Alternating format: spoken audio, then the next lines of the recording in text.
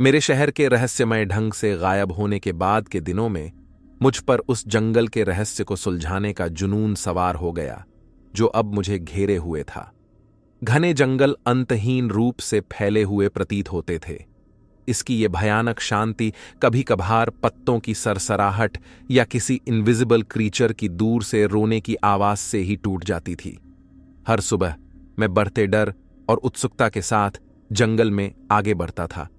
मेरे शहर के कभी परिचित स्थलों की जगह अब मुड़े हुए पेड़ों और अशुभ छायाओं ने ले ली है, जो मेरे न देखने पर भी बदलती दिखती थीं। जैसे जैसे मैंने जंगल में गहराई से खोजबीन की, मुझे पेड़ों पर खुदे हुए अजीबोगरीब प्रतीक मिले। वे प्राचीन थे, उनकी उत्पत्ति मेरे लिए एक रहस्य थी, लेकिन उन्होंने मुझे किसी बुरी चीज की होने की फीलिंग से भर दिया जिसे मैं शब्दों बयान नहीं कर सकता। मैं यह महसूस किए बिना नहीं रह सका कि इन चिन्हों की कोई इंपॉर्टेंस है, कोई संदेश या किसी के द्वारा छोड़ी गई वार्निंग या कुछ और। रातें सबसे खराब थीं। जैसे ही अंधेरा हुआ, जंगल भयानक आवाजों से जीवित हो उठा।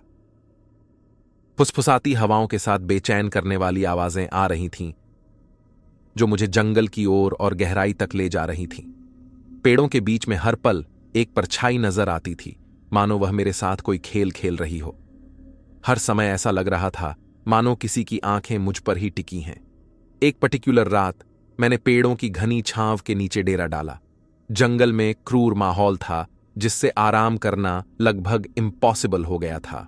मैंने दूर दूर तक जीवों की चीखें सुनी, जिनकी आवाज मेरे द्वारा अब तक सुने गए किसी भी जानवर से अलग थी। जैसे ही मैं अपने कैंप में लेटा, मैंने देखा कि जंगल के भीतर से एक फीकी स्पंदित चमक आ रही थी। यह हरे रंग की एक भयानक लाइट थी, एक भयानक और अननेचुरल लाइट जो किसी डांसर की तरह डांस कर रही थी। अपने सही फैसले के ऑपोजिट मैंने जंगल की गहराई में उस अजीब चमक का पीछा किया। ऐसा लग रहा था मानो मुझे कुछ अपनी ओर खींच रहा था। वह लाइट मुझे एक साफ जगह पर ले गई, जहां मुझे प्राचीन पत्थरों का एक चक्र मिला। उनकी सतहों पर वही रहस्यमय प्रतीक बने हुए थे जो मैंने पेड़ों पर देखे थे। पत्थर के घेरे के बीच में एक अजीब प्राचीन पेड़ खड़ा था, जिसकी जड़ें जमीन में गहराई तक फैली हुई थीं। और वहां पेड़ की छाल पर और भी प्रतीक थे जो एक भयानक तीव्रता के साथ चमक रहे थे। मैं उनसे अपनी आंखें नहीं हटा सका, और जैसे ही मैंने देखा, मेरे दिमाग में एक आवाज फुसफुसाई, एक आवाज जो मेरी अपनी नहीं थी। तुम आ गए, ये बड़बड़ाया, और मेरी रीढ़ में एक सिहरन दौड़ गई। आप कौन हैं? मैंने जवाब में फुसफुसाया। मेरी आवाज कांप रही थी। आवाज फिर बोली, मुझे आजाद करो।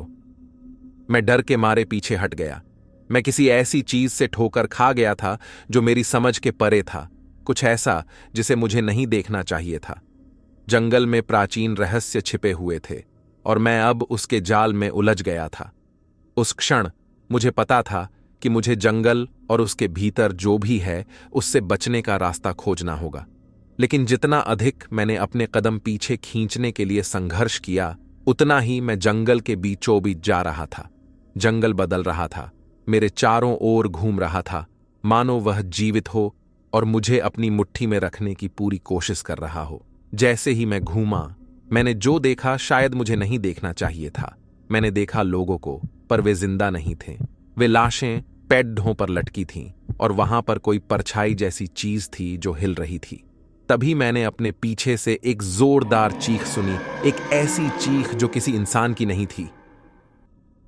मैं भागा और भागता रहा उस चीख से, जितना दूर हो सकता था दूर जाने की कोशिश करता रहा, पर एक फीलिंग मेरे मन में हमेशा बनी रही। मुझे कोई देख रहा था,